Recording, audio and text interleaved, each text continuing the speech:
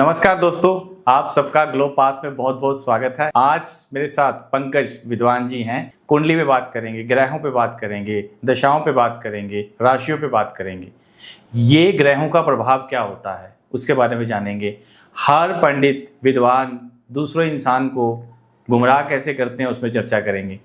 हमें गुमराह होने से बचना कैसे है उस पर बात करेंगे।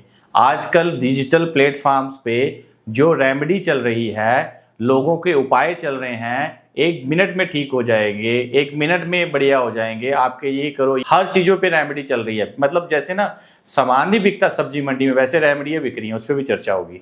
चलो पंकज जी, आपका बहुत बहुत स्वागत है ग्लो पाथ में। नमस्कार। जय श्री राम।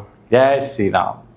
तैयार है पंकज जी आज हमारे साथ? बिल्कुल तैयार है चर्चा करने के लिए। जी जी जी ठीक है पंकज, सबसे पहले आप बताएं अपने बारे में कि आप इस ऑकल साइंस पे, कुंडली पे, एस्ट्रोलॉजी पे कैसे आए, आपका ये जर्नी कैसे शुरू हुई?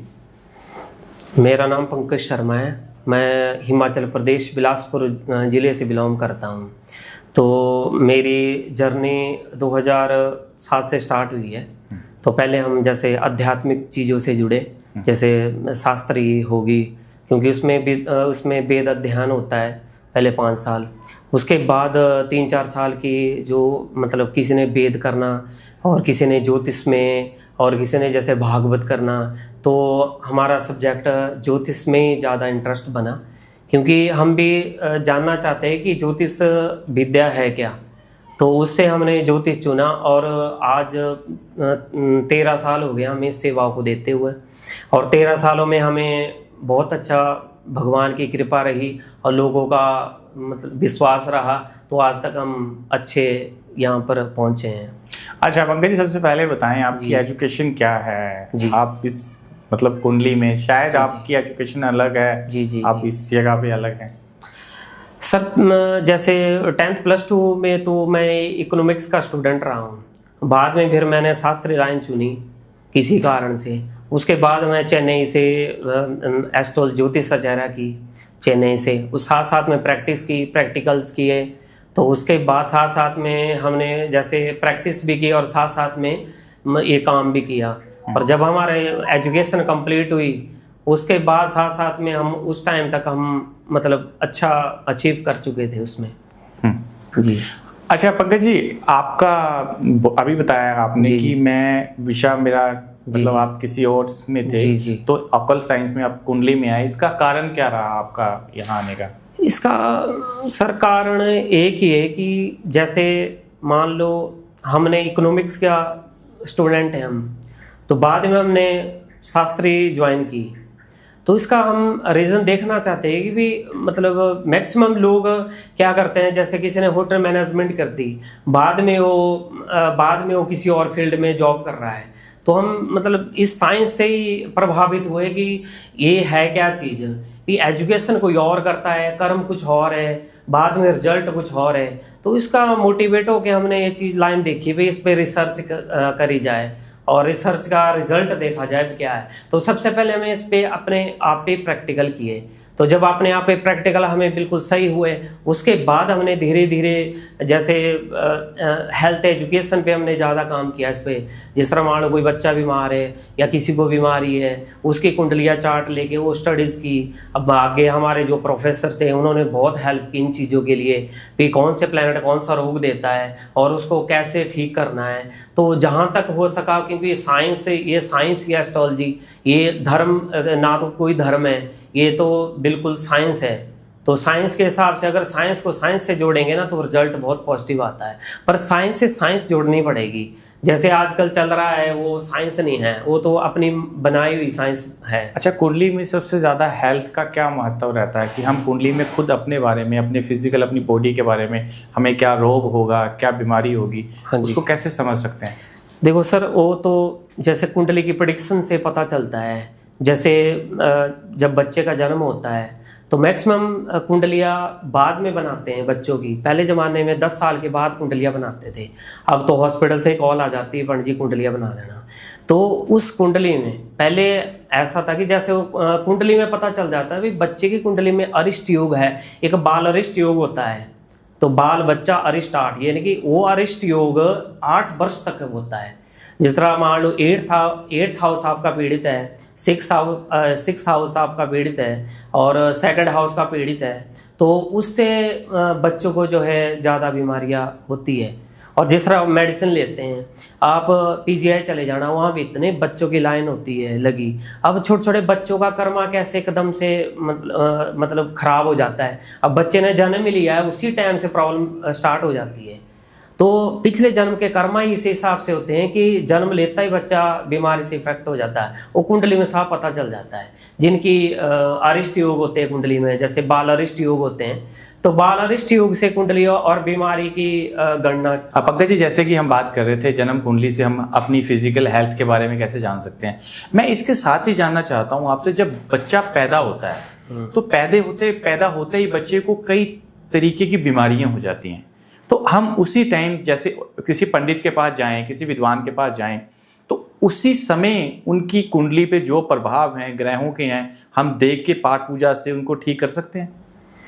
देखो सर, इसमें तो आपको वैदिक सिद्धांत में जाना पड़ेगा। जो सिद्धांत होता है वैदिक, जैसे थोड़ा ज्योतिष के बारे में बताता हूँ आपको। तो जैसे जो ज्योतिष ग्रंथ है ना, हमारे ऋषियों ने इसकी स्थापना की है। ज्योतिष में 4 लाख श्लोक हैं, 4 लाख श्लोक हैं, मतलब 4 लाख श्लोकों में फिर इतने ज्यादा श्लोक होने के बावजूद जो ऋषि मुनि थे उन्होंने इसको 3 ग्रंथों में विभाजित कर दिया। जैसे एक फलित ज्योतिष हो गया, होरा शास्त्र हो गया, का संहिता हो गया, 3 शास्त्रों में इसको विभक्त कर दिया।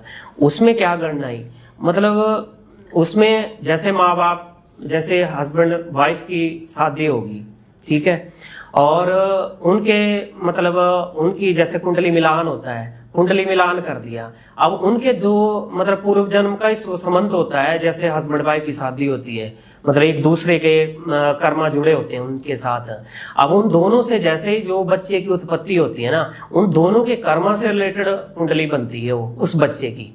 तो जैसे ही मान लो हॉस्पिटल में जन्म हुआ बच्चे का, तो उसमें अरिष्ट योग आ गया। कई बार एक और योग आता है, जैसे 10वें घर में राहु आ गया, चौथे घर में केतु आ गया, या चौथे घर में राहु आ गया और 10वें घर में केतु आ गया। तो ये माँ बाप को रिप्रेजेंट करता है योग। तो अगर मान लो, अब देखो 2 ग्रहों से भी आप गणना नहीं कर सकते इसकी। अगर राहु मान लो षष्ठ में चल रहा है, वो तब भी अशुभ है। अगर मान लो राहु से 12वां शनि है तब भी अशुभ है। जैसे राहु से मंगल छठा है तब भी अशुभ है। तो ये सारी कैलकुलेशन के बाद अगर मान लो बच्चे की कुंडली इफेक्टेड है, तो उस टाइम सबसे पहले तो माँ बाप परेशान होंगे। अब बच्चा तो बेचारा, उसने तो जन्म लिया, वो तो परेशान ही है। तो सबसे पहले तो माँ बाप को इसका इफेक्ट पड़ेगा। मतलब जिस तरह मान लो माँ बाप के पास पैसे नहीं है, वो पैसों का अरेंज करेंगे, या माँ बाप के पास और कोई प्रॉब्लम है, उसकी तकलीफ तो होएगी, उनके भाग दौड़ वो सारी वो उसी टाइम प्लेनेट शुरू कर देता है वो।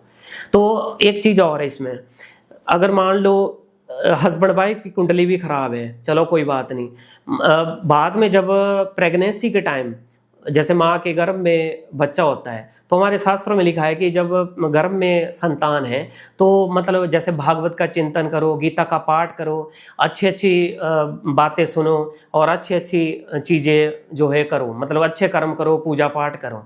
आजकल आपको पता है सोशल मीडिया का ज़माना है, जितना माँ सोशल मीडिया पे रहेगी उतना उन ग्रहों पे इफेक्ट पड़ेगा। और जैसे ही नई मतलब जैसे बच्चे का जन्म होगा तो वो माँ बाप की वो तीसरी कुंडली बन गई।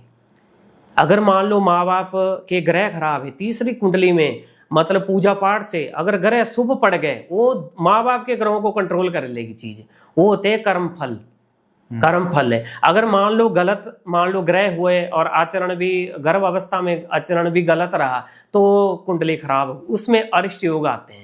बाल अरिष्ट योग में शुरू से लेके 8 वर्ष तक माँ बाप को परेशानी ही झेलनी पड़ती है। उस करके फिर जब परेशान होते तो किसी एस्ट्रोलॉजर के पास, किसी पंडित जी के पास चले गए कुंडली दिखाने के लिए, तो इसका ये रेमेडी कर दो, वो रेमेडी। अब देखो जो जन्म लेते ही बच्चा रेमेडी लेने लगा, वो लाइफ में कितनी रेमेडीज करेगा। उनको क्या करना चाहिए कि हमारी संतान तंदुरुस्त हो जी, भगवान के साथ जुड़े, हमें किसी हॉस्पिटल के चक्कर ना काटने पड़े, तो उन्हें ऐसा क्या करना चाहिए? देखो सर, मैं एक बात बताता हूँ, शायद किसी को ही पता हो, क्योंकि जिन्होंने शास्त्र और अध्ययन किया है उनको इन चीजों की जानकारी है। जिस दिन कंसीव होता है बच्चा, उस दिन से लेके 9वें महीने तक हर महीने का एक प्लेनेट होता है। हर प्लेनेट जैसे स्टार्टिंग में जैसे प्रेगनेंसी कंसीव होती है उस टाइम शुक्र उत्पत्ति का कारक होता है, वैसे ही ग्रह चलते रहते हैं हर मंथ। हर एक ग्रह ने ऊर्जा देनी है, मतलब जिस तरह अगले नेक्स्ट मंथ मंगल का होगा तो उसने मंगल ने ऊर्जा देनी। अब देखो एक चीज से भी कभी ऊर्जा नहीं मिलेगी, जो मतलब प्राणी बनेगा वो पंच तत्वों से बनेगा। पंच तत्व ने अपने अपने टाइम पर उसको चीजें देनी है। अगर उस समय पंच तत्वों की हम पूजा करें, जैसे मान लो भगवान शिव जी की पूजा करें, भगवान नारायण की पूजा करें और कथा का श्रवण करें, तो उससे हमारे पंच तत्व और प्रकृति शुद्ध होते हैं। जब वो शुद्ध होंगे ना तो बच्चा आपका भाग्यवान पैदा होगा, उसमें कोई संशय नहीं। पूर्व जन्म के चाहे कोई भी ग्रह हो इसको, पर भाग्यशाली होगा। जन्म लेते ही आपकी लॉटरी लगा देगा, लॉटरी लगेगा कुछ ना कुछ अच्छा हो जाएगा। देखा होगा आपने, जैसे ही बच्चा जन्म लेता है तो बोलते हैं हमारे तो तकदीर खुल गई, हमारे तो ये हो गया, हमारे घर न था इतने साल से हमने घर ले लिया, हमने गाड़ी ले ली। वो उस शुभ योग के कारण होता है। अच्छा पंडित जी, मैं एक चीज और आपसे पूछना चाहता हूँ, जैसे माँ बाप का ग्रहों का चाल जो होती है, जब वो प्रेग्नेंट होता है तभी उनको इफेक्ट करते हैं, उनके पिछले कर्म भी उसके साथ जुड़े होते हैं, यानी शादी से पहले जो माँ बाप ने अपने जीवन में जो कुछ कर्म किए होते हैं उनका भी इफेक्ट बच्चों पे पड़ता है क्या? ये सर पीढ़ी दर पीढ़ी चलता है। जैसे मान लो मेरे दादाजी हैं, दादाजी का कोई मान लो कर्म अशुभ हो गया, ठीक है ना, वो अपने विरासत में अपने लड़के को दे देगा। जैसे लड़के का कर्म अशुभ हो गया कुछ, अब जाने अनजाने में बहुत गलतियां होती है, वो अपने आगे लड़के को विरासत में चलती है चीजें। अगर आपके भाग्य, आप देखो पुराणों में लिखा है कि हमारे कुल में ऐसा कोई दीपक पैदा हो जो मतलब बहुत पूजा पाठ करने वाला। ऐसा नहीं है भी पूजा पाठ या आप पूरा दिन पूजा पाठ ही करो, सत्कर्म भी करो। सत्कर्म होता है जैसे प्रकृति की सेवा करो, पेड़ पौधे लगवाओ और जीव जंतुओं को भोजन दो, ठीक है, और पूजा पाठ करो। यानी कि जो पंच तत्व है ना उनका पालन पोषण करना पड़ता है, क्योंकि भगवान ने सिर्फ पंच तत्व बनाए हैं। जो पैसा है, गाड़ी है, मकान है, सारे इंसान ने बनाए, ये भौतिक तत्व है। मतलब मेन है कि भगवान के साथ जुड़ के इन पंच तत्वों को सही दे, मतलब इसका ये चीज। अच्छा, हम अब बात तक करते हैं राशियों के बारे में। जी जी। जब हमारी जीवन में राशि परिवर्तन करती है, ग्रहों का परिवर्तन होता है, एक ग्रह दूसरी राशियों में जाते हैं, तो उसका हमारी बॉडी पे, हमारे जीवन में क्या प्रभाव पड़ता है? इसका सर ऐसा होता है जैसे यत पिंडे तत ब्रह्मांडे, यानी कि हमारे जो परमार्थिक शरीर में है ना जो तत्व, वही ब्रह्मांड में घूम रही है ऊपर चीजें। मतलब गरुड़ पुराण अगर किसी ने पढ़ा होगा तो गरुड़ पुराण में बहुत अच्छा लिखा हुआ है। गरुड़ पुराण में लिखा है कि 13वें-14वें अध्याय में कि, और गीता में भी लिखा है कि जो हमारा शरीर है ना, जो हमारा स्थूल शरीर है, इसी के अंदर हमारे नवग्रह हैं। जैसे आंखों का चंद्रमा माना गया है, सिर को सूर्य माना गया है, जो हमारा कॉन्फिडेंस है उसको मंगल माना गया है, ठीक है ना। तो ऐसे हमारा शरीर जो है मतलब पंच तत्वों के साथ साथ ग्रहों के अधीन भी आता है। तो जैसे मान लो हम कोई सत्कर्म, मान लो हमारा मन अच्छा सोच रहा है, और देखो मन का कारक राहु है, मन का कारक राहु है, और हमने कोई बात सोच ली किसी के प्रति भी इसका बुरा हो जाए, या मान लो उसकी कोई चुगली कर दी, कोई निंदी कर दी, आपका कुंडली में चाहे राजयोग में राहु बैठा हुआ, एकदम इफेक्ट राहु भी पड़ेगा। मतलब अब हमने अपने हाथ से कायिक, वाचिक, मानसिक 3 तरह के पाप कमाते हैं हम। कायिक, वाचिक वाणी के द्वारा, हाथों से द्वारा, और मानसिक 3 तरह के कर्म हम करते हैं जो अशुभ है। वो 3 तरह के जो कर्म करते हैं ना वो ग्रहों पे सीधा असर करते हैं। भले ही हमारी कुंडली में राजयोग में प्लेनेट बैठा है, जैसे पंडित जी के पास कुंडलियां दिखाते हैं, सर हमारा राजयोग में ग्रह बैठा है और हमें फल नहीं मिला। अब फल कहाँ से मिला? जब हमारा जो नेचर है वो ग्रहों के अधीन है ही नहीं, विपरीत है। अगर मान लो जैसे बृहस्पति हमारा कुंडली में उच्च बैठा है कुंडली में, तो बृहस्पति के साथ बृहस्पति के आचरण भी रखने पड़ेंगे आपको। तो बृहस्पति का आचरण, जैसे शनि उच्च बैठा है कुंडली में, अब शनि क्या है? न्याय का देवता है। तो शनि के अगर कर्म है, आपके पास कोई ऐसा टास्क आ जाता है कर्म के कि आपने सही करना है, अगर आप उसमें चूक जाते हो तो शनि आपको अनिष्ट फल देगा, चाहे भले ही आपके उच्च बैठा हो।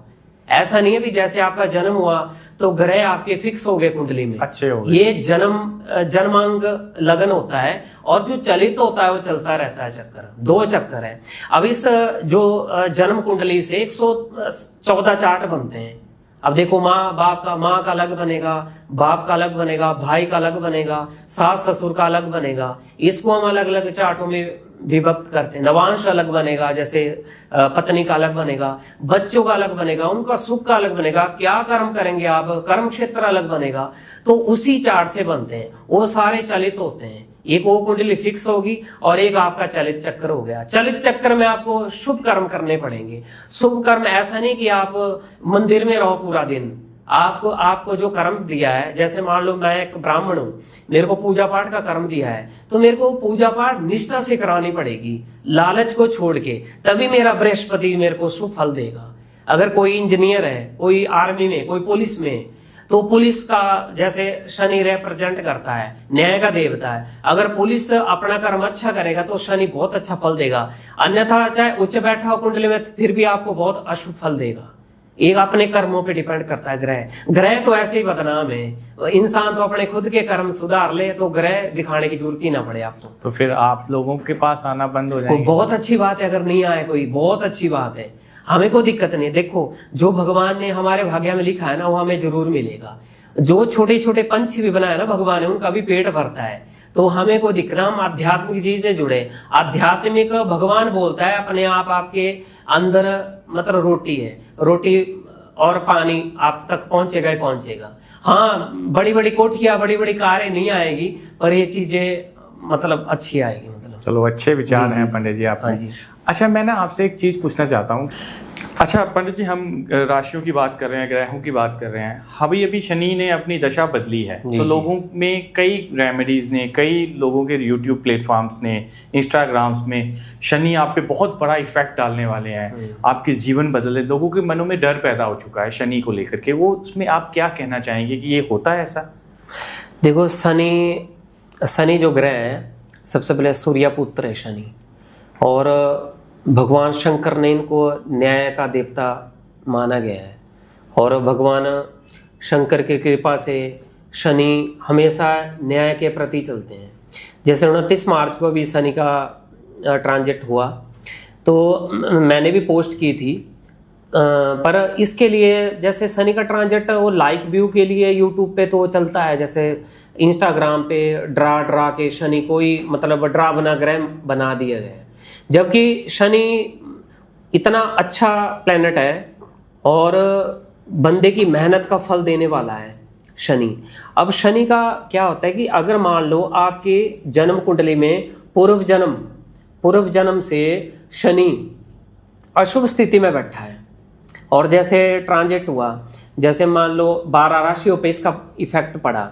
अब 12 राशियां करोड़ों लोगों की है, करोड़ों लोगों की राशि है 12 राशियां। अब जन्म कुंडली के आधार पे हम उस राशि की गणना करेंगे। जैसे मान लो मेष राशि पे 60 सती स्टार्ट हुई है, तो मेष राशि पे सिर पे 60 सती चली है, तो मतलब मेष राशि पे हुई है। जैसे मान लो किसी का जन्म में लगन में शनि उच्च बैठा है, और 60 सती में जो राशि चक्र होता है, जैसे मेष राशि पे आया, अगर मान लो उसकी ग्रेड, कोई भी प्लेनेट है जब वो ट्रांजिट करता है वो 4 ग्रेडों में चेंज होता है, इसकी 4 ग्रेड्स मिलती है। तो 4 ग्रेडों की गणना ऐसे होती है, जैसे पहली ग्रेड जैसे सोने में आ गया, दूसरी चांदी में, तीसरा तांबा में, और चौथा लोहा में। अगर जिसका लोहे में और सोने में ज़्यादा इफेक्ट करता है कुंडली में, अगर मान लो जन्म कुंडली में अशुभ अवस्था है और लोहे में आ गया, फिर आपको अनिष्ट फल देगा। अनिष्ट फल देगा इतना भी नहीं, अगर आपका कर्म चक्र अच्छा है तो आपको बुरा फल नहीं देगा शनि। तो शनि के प्रति जो भी शनि का है, जैसे गरीबों की सेवा करना, ठीक है, अपने काम के प्रति वफादारी रखना, माता की रिस्पेक्ट करना, अगर ये चीजें छोटी छोटी हम करते हैं ना, तो शनि आपको अनिष्ट फल नहीं देगा। ठीक है, तो ये है शनि का थोड़ा। एक कोमल आ थोड़ा बाहर करी, थोड़ा मैनू लग रहा अंदर है वो लैंप जा बाहर करी जल्दी। हाँ कर और कर, बाहर खिंच बाहर में खिंच ला बस, ठीक है, छोड़ दे। कुछ और बता दे शनि की। मैं सवाल कर दूं। हाँ जी।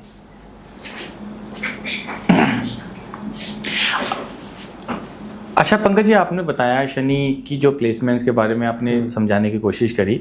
मैं आपसे एक बात जानना चाह रहा हूँ, जैसे शनि लोहे में आते हैं, चांदी में आते हैं, सोने में आते हैं, तो जैसे जब बच्चे का जन्म होता है तो तब सोना चांदी में शनिदेव आते हैं, तो वो सारी जिंदगी रहते हैं या उसके हिसाब से बदलाव होता रहता है? नहीं सर, शनि तो जैसे 2.5 साल बाद राशि बदलते हैं। तो जैसे अभी मेष राशि पे चल रहे हैं, तो आगे वृश्चिक राशि पे आएंगे, तो वृश्चिक राशि से फिर 2.5 साल बाद मिथुन राशि में।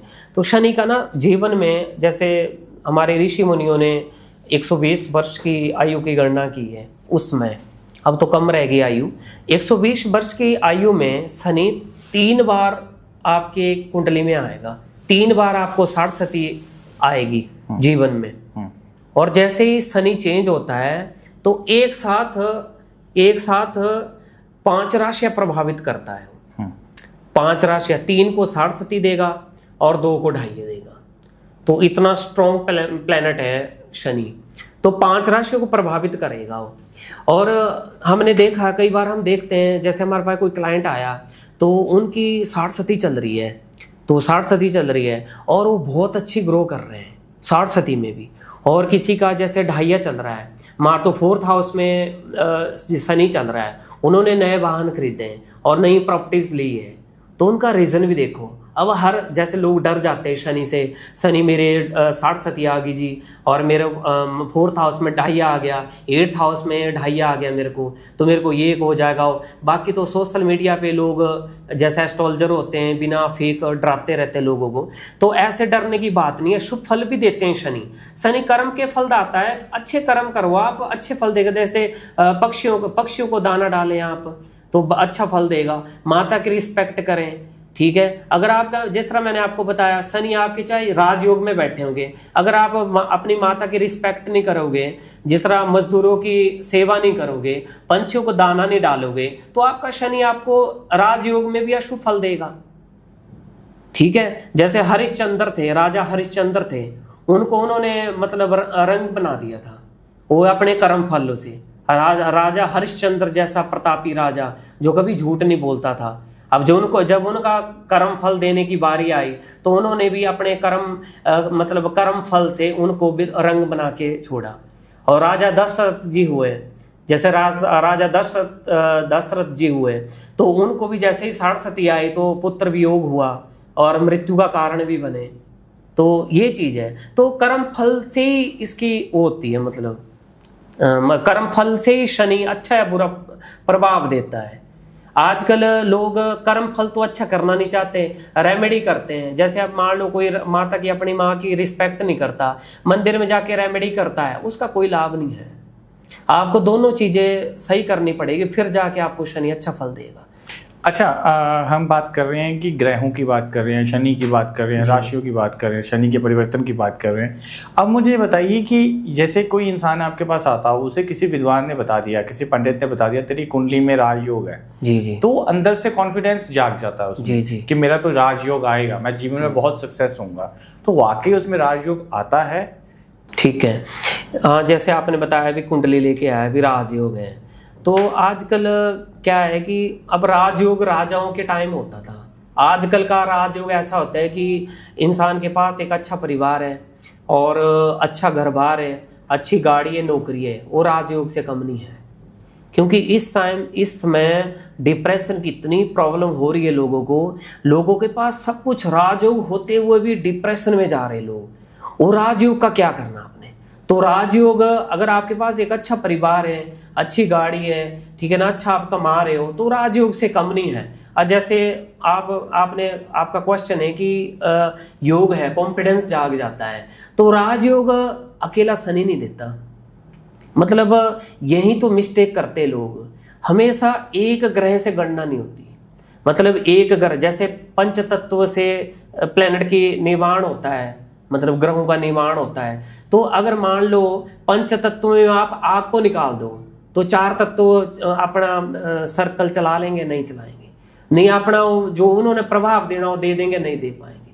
पंच तत्व, उसी तरह ग्रहों की गणना भी होती है। ग्रहों की गणना में आपको सभी ग्रहों की गणना करके फिर राजयोग का निर्माण, और जिसकी कुंडली में राजयोग है वो राज कर रहे हैं, जैसे राजनेता हैं, जैसे साधारण परिवार, फॉर एग्जाम्पल हमारे प्राइम मिनिस्टर जी है, उनकी कुंडली में राजयोग ही नहीं है, वो अपने कर्म फल से प्राइम मिनिस्टर बने हुए हैं, तो उनकी कुंडली में कोई राजयोग नहीं है। चाहे जिस मतलब कोई भी उनकी कुंडली की गणना कर लें तो उसमें राजयोग नहीं है, उन्होंने अपने अच्छे कर्मों से राजयोग प्राप्त किया है। अच्छा पंडित जी, आप एक बात बताइए कि जैसे कि कई लोग हैं, कई लोगों की कुंडलियों में कोई शॉर्टकट ढूंढ रहे हैं जी, कि किसी विद्वानों के पास जा रहे हैं, यार मैं इसके पास जाऊं, मुझे पैसा चाहिए, मुझे पैसा दिला देगा ये पंडित, यार मैं इसके पास जाऊं, मेरे को लाइफ पार्टनर चाहिए, मेरा लाइफ पार्टनर अच्छा दिला देगा। ऐसा पॉसिबल होता है?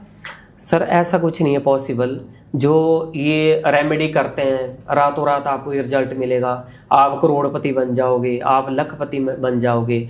अब देखो, साल में 6 ऋतु होती है, 6 ऋतुओं में मतलब एक ऋतु 2 महीने की होती है। अब जैसे आजकल ग्रीष्म ऋतु चली हुई है, मतलब गर्मियों की, आगे फिर आपने आगे जैसे वर्षा ऋतु आएगी, तो वर्षा ऋतु में वर्षा होएगी। तो 2 महीने में अगर आपने कोई जैसे जिस ऋतु की भी फसल हम बोएंगे खेत में, उसको तैयार होने में भी कम से कम 2-3 महीने लगेंगे, तो 2-3 महीने लगेंगे। अगर हम रेमेडी करेंगे, वो रातों रात आपको रिजल्ट कैसे देगी? ये थोड़ा हाँ, अगर कोई प्रारब्ध आपका बहुत अच्छा है, जैसे भी आपको मान लो कोई फल मिलने वाला है, तो मान लो कोई आपको साधारण व्यक्ति भी मिल जाएगा, भी आपका 4 दिन बाद ये काम हो जाएगा, 4 दिन बाद आपका काम हो जाएगा। पर जैसे अगर रातों रात वाले काम नहीं है अच्छे, मतलब इसमें आपको इतनी जल्दी रिजल्ट नहीं मिलता। मैंने ना कई लोग देखे हैं, विद्वानों के पास जाते हैं, बताते हैं कि हमें नीलम दिलवा दो, जी जी, हमें पुखराज दिलवा दो, हमें डायमंड दिलवा दो जी, अच्छा ऐसा डायमंड दिलवा दो, अच्छा ऐसा पुखराज, ऐसा नीलम दिलवा दो कि जिससे माला माल हो जाए। हाँ जी, ऐसा होता है? देखो सर, पहले तो ऐसा है कि जो स्टोन्स होते हैं ये ओरिजिनल बहुत कम मिलते हैं। जो आजकल मान लो सेल भी करते हैं, ऐसा नहीं है भी सारे ही डुप्लीकेट बेचते हैं, अच्छे भी बेचते हैं, ऐसा नहीं है। और ग्रहों का प्रभाव इन पे पूरा पड़ता है, ऐसा नहीं है। पर अगर मान लो किसी ने सही गणना कर दी कुंडली में कि मान लो आपको नीलम सूट करेगा, मतलब अगर उस बिहाफ पे किसी ने रत्न धारण कर लिया, फिर तो आपको जल्दी रिजल्ट मिलेगा। पर ऐसे माला माल वाला रिजल्ट नहीं मिलेगा। धीरे धीरे सने सने, यानी कि नीलम डालते आप, सने का नाम ही सने सने, यानी कि धीरे धीरे, यानी कि धीरे धीरे जैसे आप मान लो 2 महीने में कुछ है तो 6 महीने में आपका कुछ टर्नओवर बढ़ेगा, 1 साल में कुछ और बढ़ेगा। अगर ज्यादा ही कर्म अच्छे तो 2 साल में आपको शनि अच्छा रिजल्ट दे देगा, शुभ फल। पर वो भी अगर कोई आपको सही रत्न मिले तब, अगर कुंडली की सही गणना हो तभी आप सही कर सकते हो इसमें। अच्छा, हमारे पास रत्न लेने के लिए फाइनेंशियली पैसा नहीं है, हाँ जी, हम खरीद नहीं सकते, हम रेमेडी नहीं कर सकते महंगी वाली, तो उन इंसानों के लिए क्या है कि वो भी चाहते हैं लखपति बनना, वो भी चाहते हैं कि अपनी लाइफ अच्छी से चले, तो उनके लिए क्या है उपाय ऐसा कि वो कर पाए? सर रत्नों के लिए तो जैसे उपरत्न भी बने हुए इनके। फिर जैसे लोगों को वहम पड़ जाता है कि मैं नीलम डालना था, अब मैंने नीली धारण कर ली, या मैंने पुखराज डालना था, मैंने सुनेला डाल दिया, तो इसका असर कम हो गया, इसका असर कम हो गया, मेरे को रिजल्ट नहीं मिलेगा, तो उसका वो वहम पड़ जाता है उनको मन में। तो सबसे अच्छा, जैसे आपने पूछा, जैसे मान लो पुखराज हम धारण करते हैं, तो पुखराज अगर आप धारण नहीं कर सकते तो एक केले की जड़ निकाल लो, केले की जड़ को धो के उसकी प्रतिष्ठा करवा लो, और किसी विद्वान पंडित से उसकी प्रतिष्ठा करवाओ, और हल्दी वगैरह का तिलक लगाओ उसमें, और पीले कपड़े में बांध के अपने बाजू पे बांध लो। आपको पुखराज से भी ज्यादा रिजल्ट मिलेगा, क्योंकि ये हमारे ऋषि मुनियों ने औषधि बताया गया है। जितने भी नवग्रहों की समिधाएं होती है या इनकी औषधियां होती है, उनको हम जब अपने ऊपर अप्लाई करते हैं तो बहुत अच्छा फल देते हैं, स्टोन से भी बढ़िया फल देंगे वो। तो ये अच्छा, इसका बृहस्पति का केले से क्या कनेक्शन है? हम केला का उपाय कर लें, केला को गले में बांध लें, वो कैसे एकदम से ठीक कर देगा, उसकी उपाय हो जाएगा? देखो, भगवान विष्णु का प्रतीक माना गया है बृहस्पति, ठीक है ना। बृहस्पति जो है देवताओं का आचार्य है, मतलब जो व्याकरण की जो मतलब शिक्षा दी है इंद्रदेव को, वो बृहस्पति देवता ने दी है।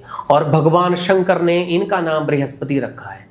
काशी विश्वनाथ में ग्रंथों में भी है, काशी विश्वनाथ में जब प्रतिष्ठा देव गुरु बृहस्पति ने दी है, पहले इनका नाम अंगिरा था, अंगिरा बोलते थे इनको, अंगिरा बोलते थे, अंगिरस बोलते थे। जैसे अंगिरस थे, जब इन्होंने स्थापना की तो बृहस्पति देवता को भगवान शंकर जी ने बृहस्पति नाम दिया। तो बृहस्पति जो है भगवान विष्णु के प्रिय है बृहस्पति, और भगवान विष्णु को केला का वृक्ष बहुत प्रिय है। और जैसे आप सत्यनारायण भगवान जी की पूजा कराते हैं घर में, तो केले के पत्ते के बिना पूजा अधूरी होती है, तो केले के पत्ते वहाँ पे जरूर है, और मतलब केले के फल जरूर चढ़ते हैं। तो भगवान विष्णु का प्रिय होते हुए बृहस्पति को औषधियों का देवता भी माना गया है। आयुर्वेद में बृहस्पति का बहुत गुणगान किया है। तो इस वजह से बृहस्पति के जैसे हम पूजा करते हैं तो हमें औषधियों से रिलेटेड, दवाइयों से रिलेटेड और बहुत जल्दी रिजल्ट मिलते हैं इसमें। अच्छा पंडित जी, हम जैसे कि आपने बृहस्पति के उपाय तो बता दिया कि हम केले से, हल्दी से अपना उपाय कर सकते हैं। हाँ जी। और शनि चल रहा हो, राहु चल रहा हो, केतु चल रहा हो, सबसे बड़ा प्लेनेट कौन सा है, उसका शॉर्टकट में कैसे उपाय किया जा सकता है? देखो, सबसे बड़ा प्लेनेट तो सारे ही प्लेनेट है। अब जैसे सबसे छोटा प्लेनेट मानते हैं चंद्रमा को। अब चंद्रमा मन का कारक है। अगर किसी का मान लो चंद्रमा शुभ बैठा कुंडली में, वो पूरा जीवन मानसिक परेशानी में जूझता रहता है। अब किसी को छोटा प्लेनेट और बड़ा प्लेनेट की हम नहीं कर सकते गणना इसमें, क्योंकि हर एक ग्रह का अपना एक स्थान है। तो मतलब सभी अपनी अपनी जगह पे मतलब शुभ फल देते हैं, अशुभ फल देते हैं। तो अगर मान लो किसी इंसान के पास सब कुछ है, जैसे मतलब गाड़ी, घर, सब कुछ है उसके पास, अगर उसका चंद्रमा खराब है तो सब कुछ होते हुए भी उसको मानसिक स्ट्रेस रहेगा। तो इसके लिए फिर हम ये चंद्रमा को छोटा और शनि को हम बड़ा नहीं बोल सकते। तो मतलब छोटे बड़े की इसमें कोई वो नहीं है। जैसे आपने शनि के लिए बताया, तो शनि की पत्नी का ग्रंथों में उल्लेख है, नारद संहिता में है। तो जैसे शनि की पत्नी थी जो, तो उनका श्रापित है शनि। तो शनि को श्राप दिया था शनि की पत्नी ने कि जिसको भी शनि का ढाइया और साढ़सती होगी तो वो अगर आपके दर्शन कर लेंगे तो उसकी वक्र दृष्टि से आपका मतलब कुप्रभाव उन पे पड़ेगा, यानी कि अशुभ प्रभाव उन पे पड़ेगा। अब वैसे ही राजा दशरथ का भी एक संज्ञान आता है, जब मतलब शनि भगवान ने उनको दर्शन नहीं दिए तो राजा दशरथ ने क्रोधित होकर बोला, तो शनि ने बोला कि मेरे को मेरी पत्नी के द्वारा शापित हूँ और मैं दर्शन नहीं दे सकता। जब मतलब दशरथ नहीं माने तो शनि ने जब दर्शन दिए, बाद में जब दशरथ को साढ़सती हुई तो उनको बहुत दुख झेलना पड़ा। तो शनि की रेमेडी ऐसी है कि शनि पहले तो जिसको साढ़सती और ढाइया चल रहा है वो शनि मंदिर ना जाएं, पीपल वृक्ष की पूजा करें, क्योंकि पिपलाद जो है मतलब उनको वरदान है कि जिनको भी शनि तंग करता है या परेशान करता है या कोई अशुभ फल दे रहा है तो पीपल की पूजा करने से उसकी मुक्ति, क्योंकि ब्रह्मा विष्णु शंकर तीनों देवताओं का वास है पीपल में, तो उनकी परिक्रमा करें। तो वहां पे दीपक जलाएं और तेल का दीपक जगाएं और काले तिल और जल डाल के पीपल को चढ़ाएं और उनको प्रणाम करें और बजरंगबली की सेवा करें और हनुमान चालीसा का पाठ करें। इससे शनि के जो दुष्प्रभाव है उससे बचा जा सकता है। अच्छा पंकज जी, हम बात करें योगों की बात करें, जैसे किसी के ऊपर गुरु चंडाल योग होता है और कई प्रकार के ऐसे योग हैं जो इंसान को आगे बढ़ने से रोकते हैं। हाँ जी। कितने चंडाल योग हैं जी, और क्या क्या प्रभाव होता है कि उनके उपाय करके हम कैसे अपने आप को सही कर सकते हैं?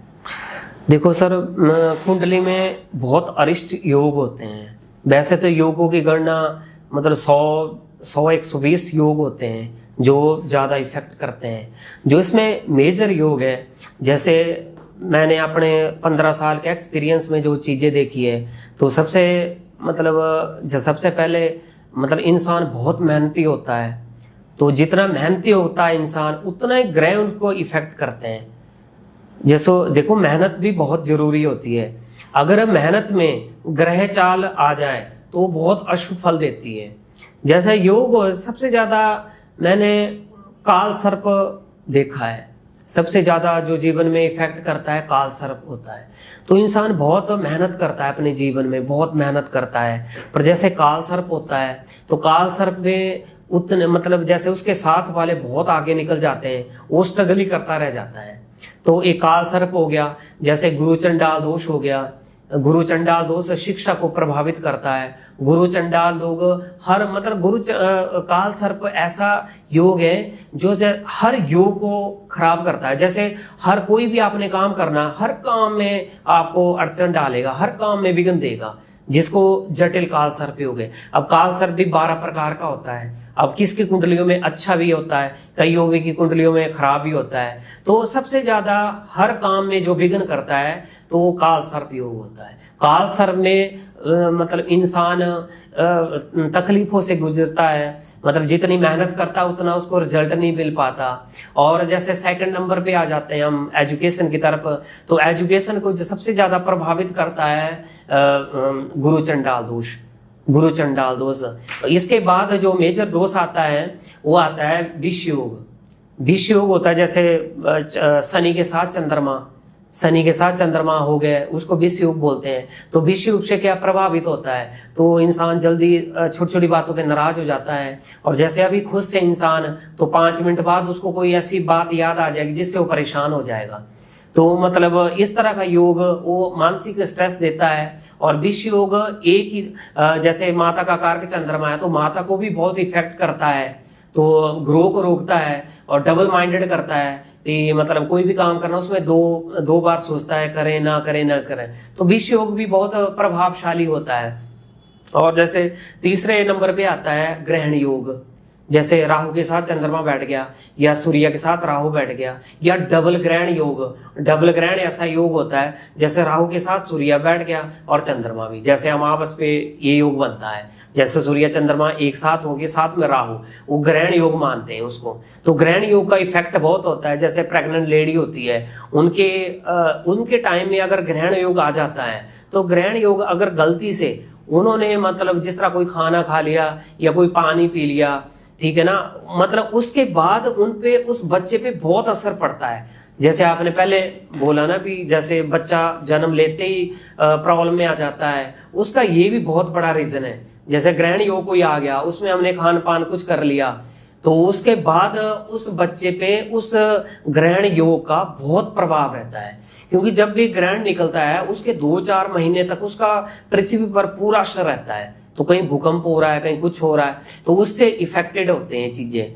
तो जैसे ये डबल ग्रहण योग हो गया, तो इस तरह के मेजर योग कुंडली में देखे गए। जैसे मेन है पितृ दोष हो गया। तो जैसे काल सर्प जिसकी कुंडली में वो पितृ दोष एक ही बात होती है, पर पितृ दोष सबसे ज्यादा इफेक्ट करता है इन चीजों। ये मेजर जो होते हैं ये ज्यादा दोष होते हैं। जैसे मंगल दोष हो गया, तो मंगल दोष में भी इंसान वैवाहिक सुख में कमी आती है। मंगल दोष भी बहुत प्रकार, कई शुभ होता है, कई मंगल की अवस्था है अच्छी होती है, कई अवस्थाएं अशुभ होती है। तो उसमें ये मेजर दोष है। अगर ये दोष किसी के कुंडली में है ना, उसको टाइम से उनका निवारण कर ले। अगर थोड़ा सा टाइम निकल गया, बाद में इनका इफेक्ट बढ़ जाता है और बाद में आपकी किसी भी रेमेडी से इसको आपको सही नहीं कर सकते। अच्छा पंडित जी, ये जो ग्रहों का होता है या योगों का कुछ होता है, ये लाइफ होती है कि सारी जिंदगी रहते हैं?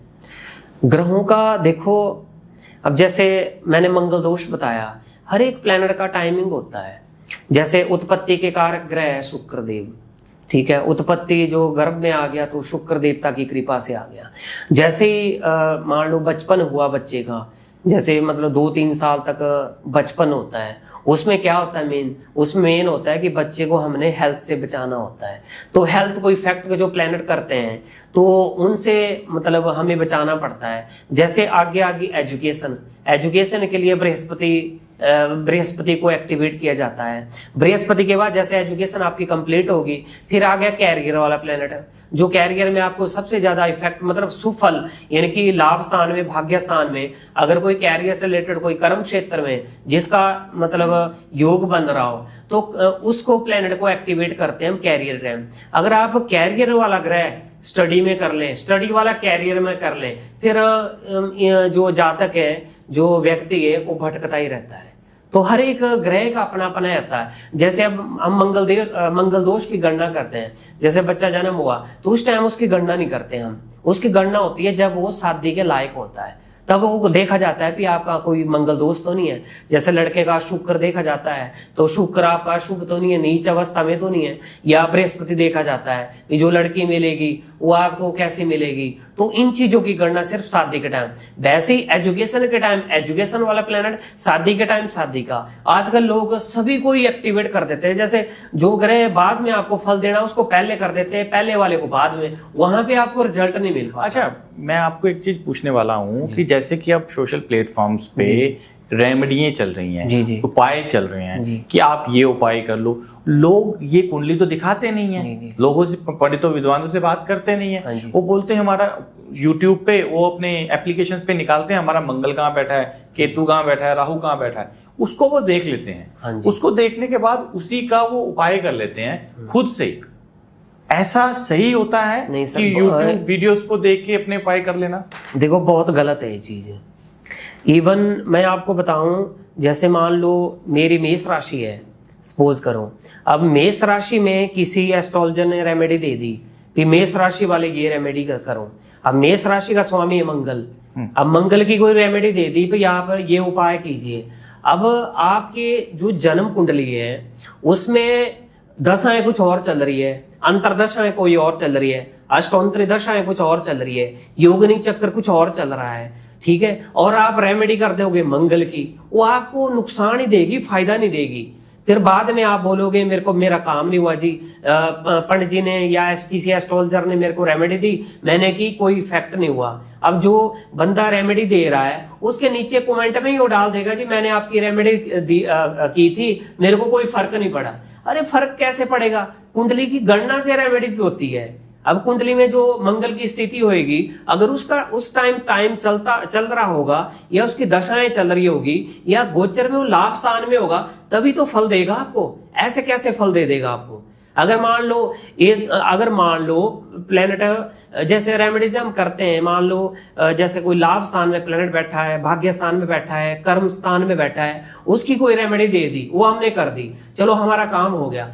अगर बाई चांस अगर मान लो मंगल ग्रह की, वैसे मैं एग्जाम्पल के तौर पे मंगल ले रहा हूं, चाहे कोई भी प्लेनेट हो, तो मंगल अगर मान लो त्रिक भाव में बैठा हुआ, जैसे छठे भाव में, 8वें घर में या 12वें घर में अगर बैठा हुआ, तो आपको हॉस्पिटल तक दिक्कत कर सकता है। 8th हाउस हमारा कोर्ट कचहरी का है, वहां भी प्रॉब्लम कर सकता है। 6th हाउस हमारा हेल्थ का है, हेल्थ को इफेक्ट कर सकता है। तो गलत रेमेडी कभी नहीं करनी चाहिए। तो कुंडली को दिखा के प्रॉपर उसके बाद रेमेडीज करनी चाहिए। गलत रेमेडी की बात मैं इसलिए कर रहा हूँ क्योंकि आजकल सोशल प्लेटफॉर्म्स पे रेमेडी बिक रही हैं, जैसे मैंने स्टार्टिंग में बोला था, जैसे सब्जी मंडी में सब्जी बिकती है, वैसे रेमेडी बिक रही हैं। हर इंस्टाग्राम खोलो, पंडित बोल रहा है कि ये उपाय कर लो, आप ठीक हो जाओगे, आप ऐसे हो जाओगे, आप पैसा कमाने लगोगे, रातों रात अमीर हो जाओगे, आप यहाँ उपाय करो, ये उपाय करो, यहाँ दबा दो। ये कुछ हद तक ठीक है?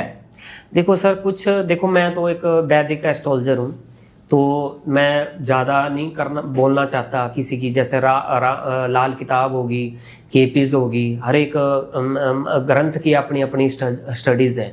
तो हमारे जो वैदिक सिद्धांत है, तो हमारा वैदिक सिद्धांत जो रेमेडीज बताता है कि आप अगर बृहस्पति को शुभ करना है आपने, तो आप पूजा पाठ कीजिए, ठीक है। अगर तत्व होते इसमें भी, अगर मान लो कुंडली में आपका, जैसे पंच तत्व में मैंने आपको बताया, ग्रहों का निवारण भी पंच तत्व से होता है, और जो हमने प्रकृति से कुछ लिया हुआ है पूर्व जन्म में, जैसे मान लो हमने भूमि का कोई हरण किया हुआ है, ठीक है, भूमि का कोई हरण किया हुआ है, भूमि से रिलेटेड कोई चीज हमने ऐसी गलत की है कि इस जन्म में हमें, जैसे मंगल ग्रह है, वो मतलब पृथ्वी तत्व का ग्रह, अग्नि का भी है, तो मतलब जिस तत्व का हमारी कुंडली में दोष है ना, उस तत्व में वो चीज जानी चाहिए। जैसे जल तत्व का, मान लो जल तत्व है, तो जल तत्व की हमारी कुंडली में कोई जल तत्व वाला ग्रह जो है अशुभ बैठा हुआ है, तो उसको अगर हम जल तत्व में डालेंगे ना, उससे हमें जल्दी फर्क पड़ेगा। अग्नि तत्व वाला हवन कराएंगे, उससे अग्नि तत्व के उस चीज से उसका प्रायश्चित होगा। पृथ्वी तत्व का पृथ्वी में होगा, वायु तत्व का वायु में होगा। ऐसे रेमेडीज होती है। नहीं, जैसे कि अब मैं आपको कह रहा हूं, जैसे रेमेडी अब सोशल प्लेटफॉर्म्स पर चल रही हैं, वो सही हैं या गलत हैं? देखो मेरे हिसाब से तो इतनी, मेरे को तो अच्छी नहीं है रेमेडीज कोई भी इतनी। तो मतलब अब रेमेडीज भी आती है, एक तो सुन के हंसी भी आती है ये कर लो, ये कर लो। अच्छा, आप आपने आज या कल या हाँ जी, 4 दिन पहले हाँ जी, अपने इंस्टाग्राम पे सोशल प्लेटफॉर्म्स पे क्या रेमेडी देखी थी जो आपको गुस्सा आ एक गया तो था? मैं सोशल मीडिया पे कम ही रहता हूँ। हाँ। हम तो ऑफलाइन ही लोगों की सेवा करते हैं। हाँ। तो सोशल मीडिया पे ऐसे ही किसी ने मेरे को, जैसे हमारा कोई क्लाइंट है तो मतलब उसने रेमेडीज देखी, अभी जैसे निर्ला एकादशी थी तो मेरे को इतनी क्लाइंट के मैसेज आए, सर ये रील हम आपको भेज रहे हैं, क्या हम ये रेमेडीज कर सकते हैं? तो मतलब ऐसी रेमेडीज हम देखते हैं जिसका कोई सिर नहीं पैर नहीं, मतलब इतनी रेमेडी करते हैं, ये कर लो आप, वो कर लो। नहीं, क्या था एग्जाम्पल, क्या था उस रेमेडी में? एग्जाम्पल के तौर पे अब क्या, मेरे को याद नहीं आ रहा इतना, और क्या वो था। अच्छा चलो छोड़िए। हाँ। आप मुझे ये बताइए, जैसे मैंने ना आप परसों ही एक रेमेडी देखी, आप एक काम करिए, हाँ जी। आप चौराहे पे जाकर के ना दिया जला दें सरसों के तेल का और आप जला के आए और सुबह देखें आपको सब कुछ मिल जाएगा जो चाहते हो। ऐसा होता है? नहीं सर, ये फेक है। अब देखो, आपने जैसे बोला रेमेडीज, याद अब मेरे को धीरे धीरे आ रही है क्योंकि हम कम रहते हैं सोशल मीडिया पे। जैसे अब चलो मैं नाम नहीं लेना चाहता कि अब रेमेडीज वाली सबसे ज्यादा दिखते हैं सोशल मीडिया पे। मेरी अपनी कैलकुलेशन है, मतलब मैं पहले अपनी बात करूंगा फिर उनकी बात करूंगा। मेरी कैलकुलेशन क्या है कि सबसे पहले कुंडली की प्रेडिक्शन करो, ठीक है, उसमें आपकी सारी गणना करो, दशाएं महादशाएं, उसके हिसाब से आप अगले को रेमेडीज दो, वो आपको रेमेडीज आपके सही इफेक्ट होगा उस रेमेडीज का। अब मान लो किसी ने रेमेडीज दी कि दारू बांटो जी आप, ठीक है, दारू बांटो, चलते पानी में मान लो जैसे कोयला डाल दो, ठीक है, कोयला डाल दो और किले डाल दो या कोई मतलब ऐसा नोकीले पदार्थ डाल दो। अब जल तत्व हो गया चंद्रमा का, अगर मान लो कोयला हो गया राहु का, जैसे हम मान लो पानी में डालते हैं उस चीज को और वो राहु का तत्व तो ठंडा हो जाएगा, और वो जल तत्व आपने मतलब अशुद्ध किया, उसका कैसे करोगे आप? चंद्रमा भी तो खराब कर दिया आपने। अब जैसे ग्रहण योग कैसे बनता है, जैसे राहु और चंद्रमा के मेल से ग्रहण योग बनता है। अब चंद्रमा पानी हो गया, उसमें कोयला डाल दिया, बन गया ग्रहण योग। अब भले ही पानी चलता है चाहे रुकता है। नहीं आप बहुत बड़ी बात कर रहे हैं। जैसे कि हम बात करते गंगा में, हाँ जी, गंगा चले जाएं या कहीं नदी चले जाएं, कई उपाय कर देते हैं लोग, हाँ जी, कई जल प्रवाह करते हैं चीजें, तो उसमें क्या होता है? सर गंगा जी से, चलो गंगा मैया का नाम लिया आपने, तो गंगा जी के नियम बहुत है। मतलब एक कल्याण आता है गीता प्रेस का, उसमें एक विद्वान ने लिखा है कि जब हम पूजा पाठ करते हैं या किसी तीर्थ में जाते हैं या किसी मंदिर में जाते हैं, हम 72 गलतियां करते हैं, 72 गलतियां करते हैं। अब गलती अब आपके सामने मैं गिना दूंगा। कौन कौन से? जैसे मान लो गंगा मैया का नाम लिया आपने, अब जैसे हम चले गए, अब जिसको मान लो पता नहीं है, ज्ञान नहीं है, मतलब जैसे पहले आप जिस तीर्थ में जाओ, पहले किसी विद्वान को पूछो जी हम इस तीर्थ पे जा रहे हैं और हमें वहां पे क्या सावधानियां रखने और क्या वहां चढ़ाना चाहिए। अब जो गंगा मैया है ना, अब जैसे हमने मान लो कपड़े अपने उतारे, सीधे गंगा मैया में चले गए। अब वो मैया क्या, मैया किसको बोलते हैं? माँ को। अब माँ को आप ऐसे ही चले जाओगे पानी में, अब आपके पैर भी लगे वहां पे, तो माँ को सबसे पहले क्या करते हैं? प्रणाम करते हैं। अब मान लो गंगा जी में चले गए आप, वहां से आपने कैनी भर दी, अब कैनी भी आपने कितनी भरी? बहुत बड़े वाली भरी, फिर चलो 5 साल के लिए ले गए गंगा जल। नियम क्या है? जितना आपने गंगा जी से गंगा जल लाना है ना, पहले तो साष्टांग प्रणाम करो मैया को, कि हम अपने जो है शारीरिक अंतःकरण शुद्ध करने के लिए आपकी शरण में आए हैं, हमें प्रवेश करने की आज्ञा दो। तो प्रवेश करने की आज्ञा दो, सबसे पहले तो आज्ञा लेनी है आपने। जैसे हम तुलसी पत्ता तोड़ते हैं तो उससे पहले प्रणाम करते हैं तुलसी मैया को, कि हम इस उद्देश्य से ये हम पत्ता ले रहे हैं और इससे हमारा वो रोग ठीक हो जाए, या हम ग्रहण करेंगे या हम नारायण भगवान जी को चढ़ाएंगे। तो वो मतलब ऐसे मांग के, तो जैसे गंगा जी को आपने प्रणाम किया, उसके बाद सबसे पहले तो आपने जिस तरह पंचोपचार से उनको चढ़ाओ, जैसे चावल चढ़ाओ, ठीक है, और दूध चढ़ाओ और प्रणाम करके, और आपके जैसे मान लो आपने सुबह के वस्त्र डाले हुए हैं, उन्हीं वस्त्रों में हम चले जाते हैं, जबकि ये भी नियम के खिलाफ है। उनके बाद आप नवीन वस्त्र पहनो, फिर जाके गंगा जी में स्नान करो आप। और गंगा जी में जाके आपके मुंह से, नाक से, कान से, मतलब ऐसे, मतलब वहां ही मतलब सब कर देते हैं लोग आजकल ऐसे, वो भी पाप की श्रेणी में आता है। आप पुण्य कमाने जाते हैं और 10 पाप करके आ जाते हैं साथ में। अब कैसे पता चले आम इंसान को कोई पाप कर रहा है? सर ये तो आपको मतलब जिस तरह मैंने बोला ना, गुरु बिन ज्ञान नहीं। आपके मतलब हम ये नहीं बोलते हम भी बहुत बड़े ज्ञानी हैं, आप अपने जो आपके कुल पुरोहित है, कोई विद्वान है, साधु संत है, ठीक है ना, उनके पास जाइए भी हमने जो है पवित्र जो है गंगा मैया में हमने स्नान करना है, तो हमें जो है आज्ञा दो। अब जो ऋषि मुनियों की आज्ञा आप लोगे, वो आपको नियम बताएंगे। गुरु क्यों होता है? गुरु इसी मार्गदर्शन के लिए होता है कि आप कोई पुण्य कर्म करेंगे, आप कहीं 10 पाप ना लेके आ जाए। अब उस पुण्य का क्या करोगे? 1 का 10 तो पाप ले आया, आपको क्या फल मिलेगा उसका? वैसे ही हर चीज का है, तुलसी मैया का है, बिल पत्थर का है, ठीक है ना, हर चीज का ऐसा ही नियम है। अच्छा पंडित जी, मैं ना एक बात करी, मुझे किसी विद्वान ने बताया बृहस्पति का बहुत बड़ा योग है। हाँ जी, आपकी विद्या में। हाँ जी, हाँ जी। क्या योग है ऐसा? बृहस्पति, देखो बृहस्पति जो है ऋषियों की संतान है, ठीक है ना। ऋषि देव जो सप्तऋषियों, जो मतलब सप्तऋषियों ने जब ज्योतिष को विभाजित किया, इसमें एक 18 आचार्य को नियुक्त किया, क्योंकि इतना बड़ा ग्रंथ बन गया था। तो फिर हर एक चीज को, जैसे आप मतलब जिस तरह वास्तु शास्त्र हो गया, ये भी ज्योतिष से ही निकला है। तो वास्तु जो पुरुष है वो भी ज्योतिष से निकला है। जैसे अंक ज्योतिष है, मतलब 12 की गणना है, ठीक है ना, तिथि बार नक्षत्र की गणना, ये भी ज्योतिष से ही निकला है। तो इसके अधिष्ठात्र देवता जो है वृहस्पति देवता है। और बृहस्पति जो है ऋषि मुनियों की मतलब ऋषि मुनियों की प्रेरणा से जो है बृहस्पति ने इसका प्रचार और प्रसार किया। वैसे ज्योतिष के जो है पराशर जी भी है, आज्ञा ज्ञान का प्रचार ऐसे हुआ। तो बृहस्पति जैसे मान लो, अब जिस तरह कोई एस्ट्रोलॉजर है, ठीक है, अब मान लो अगर मैं स्वस्थ हूं ना, मैं तभी किसी को मेडिसिन दूंगा। अगर मान लो मैं डॉक्टर हूं ना, अगर मैं स्वस्थ हूं, मैं तभी उस फील्ड में जाके किसी को रेमेडीज दूंगा। वैसे एस्ट्रोलॉजर की है, जिसका कुंडली में बृहस्पति शुभ योग में बैठा है और शुभ योग में बैठा है, वही एक मतलब अच्छा एस्ट्रोलॉजर बन सकता है। क्योंकि इसमें सारा ही गणना का होता है, लिखने का होता है और बोलने का होता है, जिसमें मतलब मुंह में सरस्वती होती है और बृहस्पति की कृपा से होती है वो चीज। अगर कुंडली में पूर्व जन्म का कोई शुभ है, आपने मार्गदर्शन आपकी भाग्य में है, तो आप मार्गदर्शन कर सकते हैं। अन्यथा इसका दुष्प्रभाव भी है बहुत। अब मैक्सिमम आपने देखा होगा, कई मतलब एस्ट्रोलॉजर है, कई विद्वान ऐसे हैं जो दूसरों की गणनाएं करते हैं, अपना उनका बहुत बुरा हाल होता है। जैसे मान लो मैंने आपको कोई हेल्थ रिलेटेड कोई बात बताई, वो प्रॉब्लम मेरे को ही पहले होती है, तो ऐसा होता है, उन चीजों का इफेक्ट पड़ता है उन पे। जैसे मान लो मैंने बता दिया भी तेरा काम हो जाएगा, आप ये रेमेडीज कर दो, तेरा काम हो जाएगा।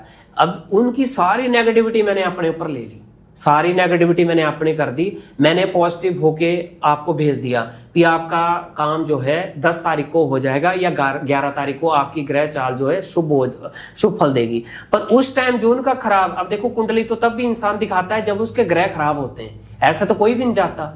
जब खराब होते हैं, जो खराब ग्रह आप खोलोगे ना, उनका नेगेटिव इंपैक्ट आप पे पड़ेगा ही पड़ेगा। उस नेगेटिव इंपैक्ट के बाद आप पे भी वो पूरा इफेक्ट करेंगे। अगर आपके पास जैसे सुबह शाम आप पूजा करते हो, ज्योतिष के नियम होते हैं जो, तो दिन में मतलब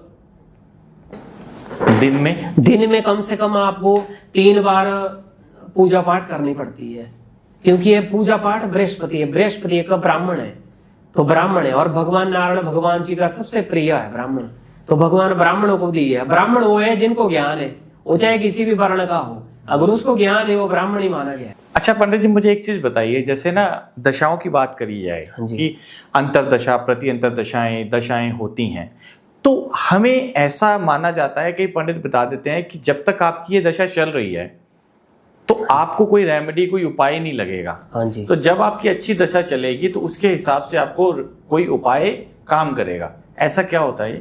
ऐसा मैं बताता हूँ, देखो मैं सूर्य से लेता हूँ।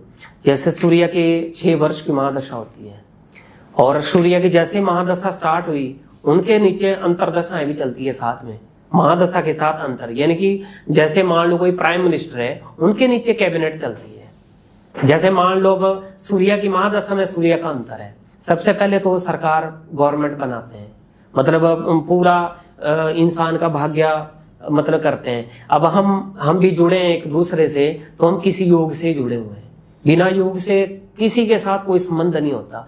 जब ग्रह ने कोई शुभ और अशुभ फल देना है ना, तो मतलब इंसान उसी की तरफ जाता है, क्योंकि ये ब्रेन में उसी तरह से माइंड को मतलब सेट करता है कि आपने ये काम करना है।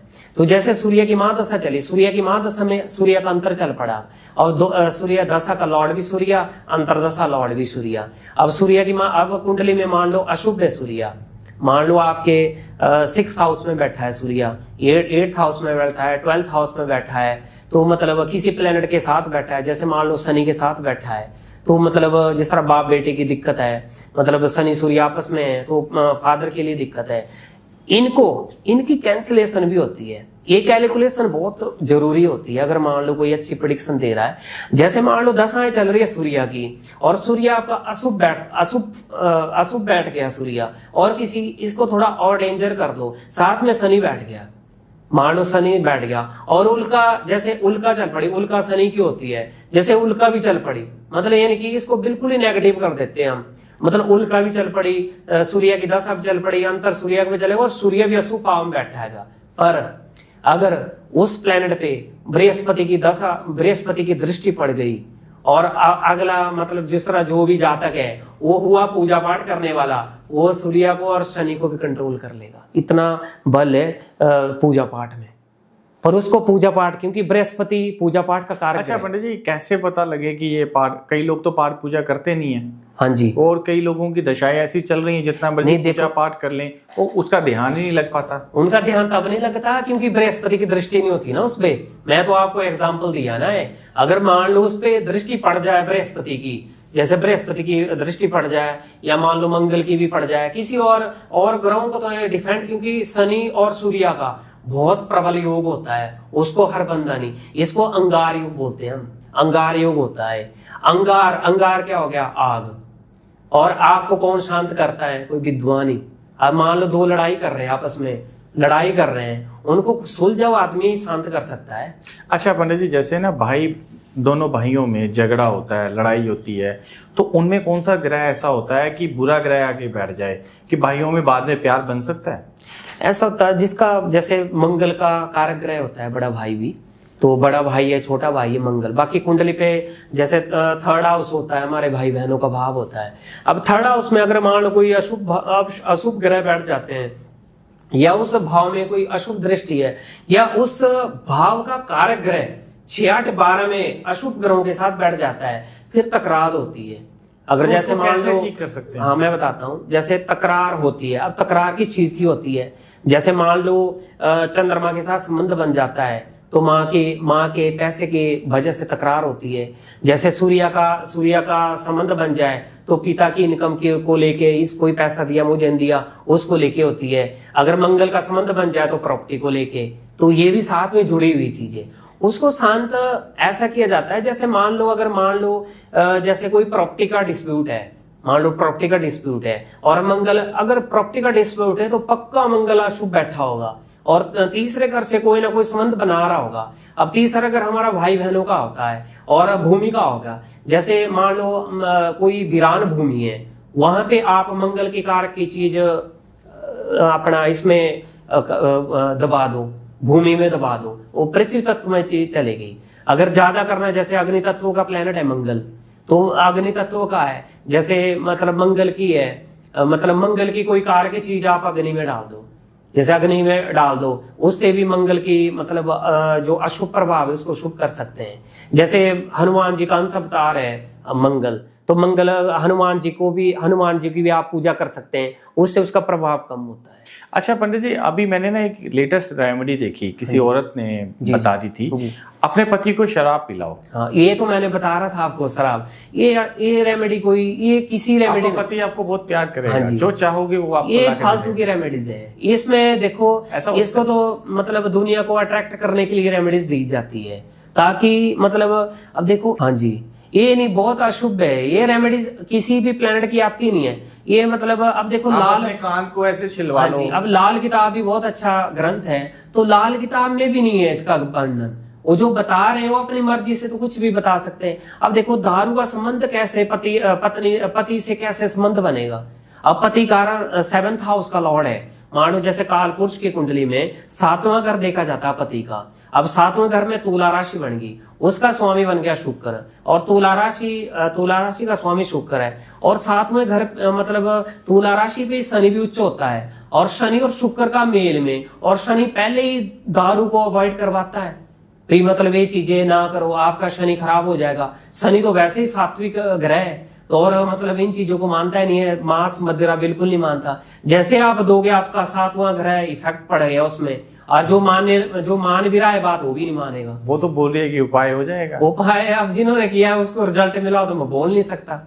वो रिजल्ट तो मिला होगा ना, उसके पत्नी ने पति को दारू पिला दी, पति तो खुश हो गई होगा जब पीने वाला होगा। नहीं सर, ये तो ऑब्वियसली उसको प्यार करेंगे। ये तो मतलब कहानी बन गई ना, ये तो ग्रहों का मजाक उड़ाना, हाँ, ग्रहों और का कुछ मजाक नहीं उड़ रहा है, और ये हमारी संस्कृति को। अच्छा पंडित जी, मैं आपको आखिर में पूछा जाए कि आपको क्या लगता है कि अभी आपकी जो विद्या है उसका डिजिटल प्लेटफॉर्म्स पे, सोशल प्लेटफॉर्म्स पे कितना को गलत इस्तेमाल किया जा रहा है, और लोग कितनी की अर्निंग कमा रहे हैं, पैसा कमा रहे हैं? आप क्या कहना चाहते हो इस चीज में, ये सही है या गलत है?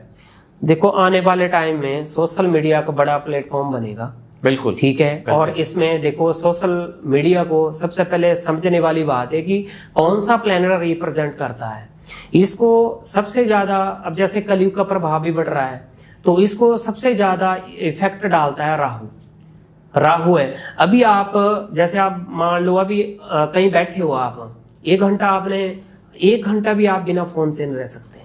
आपको 5 मिनट बाद ही माइंड पे ऐसा होगा, मैसेज तो नहीं आया हुआ किसी का कोई मेल तो नहीं आई, और झट से फोन उठा के देख लेगा। वो सोशल मीडिया का ही है। अच्छी चीज भी है, ऐसा नहीं है भी अच्छी चीज हो, टेक्नोलॉजी का सही इस्तेमाल भी करो, अच्छा फल देता है। पर जैसे जैसे लोग इसकी तरफ बढ़ रहे हैं, अब जैसे अब AI आ रहा है, तो AI में भी लोग बहुत फंसेंगे शुरू में। और जैसे बहुत से ऐप है, वो स्टार्टिंग में मतलब सारा मतलब एक प्लान होता है। जैसे आपने मान लो प्लान किया हुआ है, मैंने कॉल करनी है और मैं अच्छा बताऊंगा, आप बोलोगे हाँ गुरुजी ऐसा ही चल रहा है, ऐसे ही चल रहा है मेरे साथ, तो वो फिर सोशल मीडिया पे डाल के उसको हाईलाइट करेंगे और बड़े बड़े स्टार से ऐड करवा देंगे। बाद में बंदा वहीं फंस जाता है, अब विश्वास करने को मजबूर हो जाता है। और जो फंसने वाले हैं वो भी ऐसे फंसते हैं कि मतलब बाद में 2-4 लाख रुपए लगा के उनको अकल आती है कि हम बहुत गलत ट्रैक में पहुंच गए।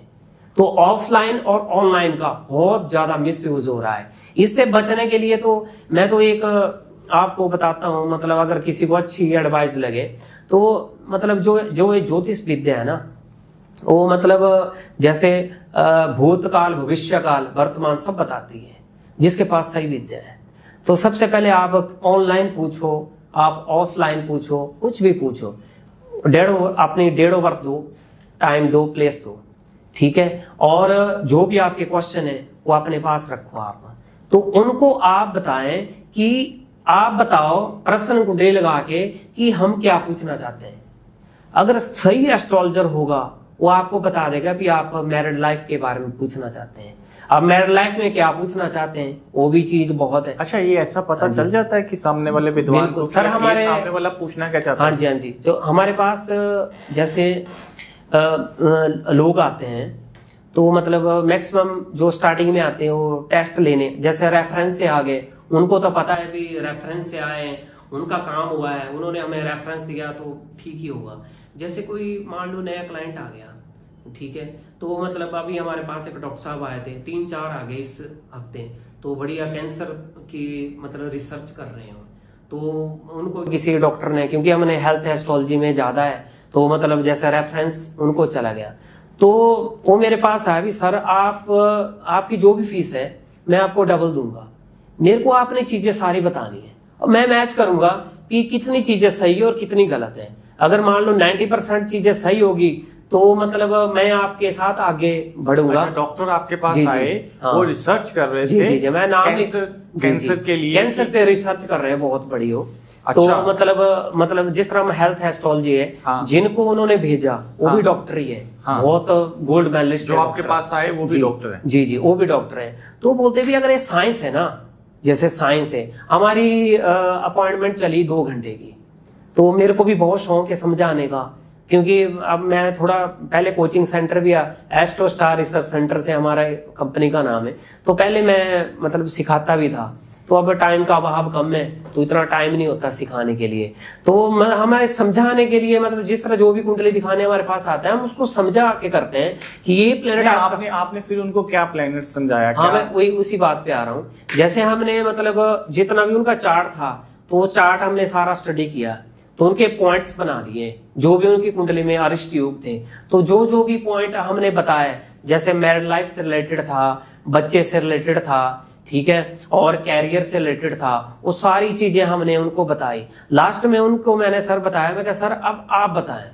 तो उन्होंने बोला सर क्या बताना, आपने तो सारा ही बता दिया, मैं तो 90 की उम्मीद की थी, आपने तो 100 बताया। मतलब एक भी चीज मतलब सही नहीं थी उसमें। अच्छा पंडित जी, ऐसा क्या आपके पास डॉक्टर साहब आए कि किसी को कैंसर पेशेंट है, किसी को बीमारी होनी है, या किसी को कोई जीवन में कोई कठिनाई आनी है, तो ये कुंडली पे आनी है तो आप बता देंगे आनी है, तो सर मेरे रोका जा सकता है? जी बिल्कुल रोका जा सकता है। पेशेंट्स के डॉक्टर थे, तो ये कैसे पता चल गया आपको कि ये बीमारी ठीक हो सकती है उनकी? सर जैसे मतलब मेरे पास एक डॉक्टर साहब आए और उनको किसी रेफरेंस भी किसी डॉक्टर ने दिया था, वो भी गोल्ड मेडलिस्ट डॉक्टर, वो मतलब कैंसर पे रिसर्च करते हैं डॉक्टर, मतलब काफ़ी 55 के ईयर ओल्ड होंगे। तो उन्होंने मतलब मेरे को बताया भी, मेरे को किसी जो मेरा फ्रेंड है डॉक्टर, उन्होंने रेफरेंस दिया आपका, तो मैं जानना चाहता हूँ कि ये कुंडली मतलब सही होती है या गलत होती है, तो मैं आपको फीस डबल दूंगा, आप मेरे को ये चीज़ें सारी निकाल के दे दो। अब जैसे ही हमारी बातचीत हुई, मैं कहा सर कोई बात नहीं, अब जितना भी हम भी बहुत ज़्यादा परिपूर्ण नहीं है, अब जितना भी हमें ज्ञान है और जितना भी हमें मतलब एक्सपीरियंस है, या जितना भी हम निकाल सकते हैं हम जरूर निकालेंगे। तो जैसे उन्होंने अपनी डेट ऑफ बर्थ दी, टाइम ट्यूम दिया, तो मैं उनके पॉइंट बनाता चला गया। जिस तरह मान लो उनके जो भी प्रॉब्लम थी, जिस तरह मतलब मैरिड लाइफ में प्रॉब्लम थी, या मतलब बच्चों की प्रॉब्लम थी, या मतलब कैरियर से रिलेटेड प्रॉब्लम थी, प्लेटफॉर्म इतना ऊपर आके भी डाउन लेवल था, मतलब हर चीज़ थी जो भी उनकी, तो उस पे हमने सारी चीज़ें निकली हमारे पास भी, मतलब ये चीज़ है। तो उन्होंने बोला भी मतलब एक तो बहुत एक्यूरेसी है चीज़, ये तो साइंस है, जैसे चलो डॉक्टर नहीं मानते इन चीज़ों को, तो मतलब मैंने उनको एक ही बात बताई, मैं कहा सर हाथ की 5 उंगलियां बराबर नहीं होती, ठीक है, और हर एक ज्योतिषी की अपनी कला है और अपनी स्टडी है, बाकी कुछ भगवान की कृपा है। हाँ।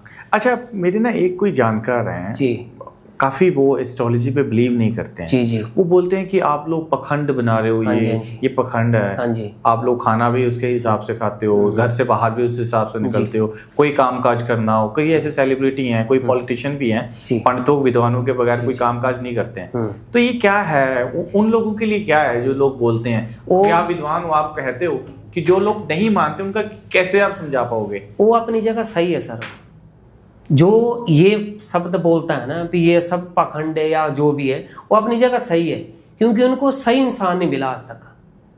देखो ये जो ज्योतिष है ना, ये चीजें मैच होती है, आपके कितने बच्चे हैं, आपकी वाइफ का बिहेवियर कैसा है, आपका कैरियर कितना ग्रो करता है, आगे आने वाले लाइफ में आप कितनी ग्रो करोगे, ये चीजें जब मैच होएगी तभी तो साइंस के बारे में नॉलेज होगी। अब किसी के पास मान लो चले गए, उन्होंने बोला आपका ये होगा वो होगा, जैसे मान लो खुश करने के लिए, तो मतलब ये होगा आपका, वो होगा, इतने टाइम में होगा, उनका मान लो बाद में काम नहीं हुआ, वो तो गालियां निकालेंगे। उनको सही इंसान नहीं मिला आज तक, जैसे सही विद्वान नहीं मिला, गणना वाला विद्वान नहीं मिला। जब जिस दिन गणना वाला विद्वान उनको मिलेगा, उनको पता लगेगा कि जो प्लैनेट्स हैं वो हमारे जीवन में कितना इफेक्ट करते हैं। अच्छा पंडित जी, आखिर में मैं सिर्फ आपसे ये पूछना चाहूंगा, ग्रहों को, राशियों को, कुंडली को कैसे ठीक किया जा सकता है?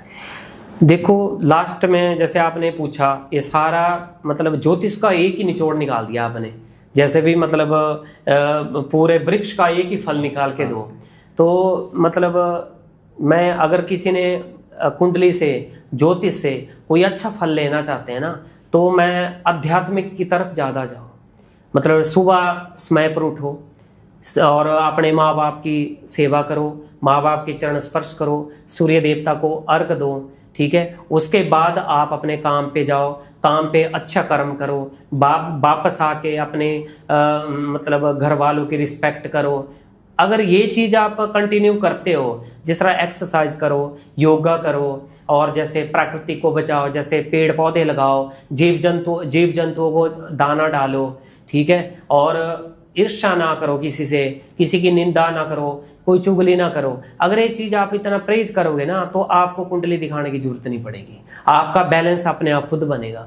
जब आप सुबह जल्दी उठना शुरू कर देते हो, मैक्सिमम जो प्रॉब्लम है, मतलब जिस तरह लोग वही परेशान है जो आप मतलब लेट उठते हैं, कईयों की नाइट शिफ्ट होती है, उनका अलग मैटर है। जिस तरह मान लो जो बहुत लेट उठते हैं, उनके भाग्य भी सोए रहते हैं।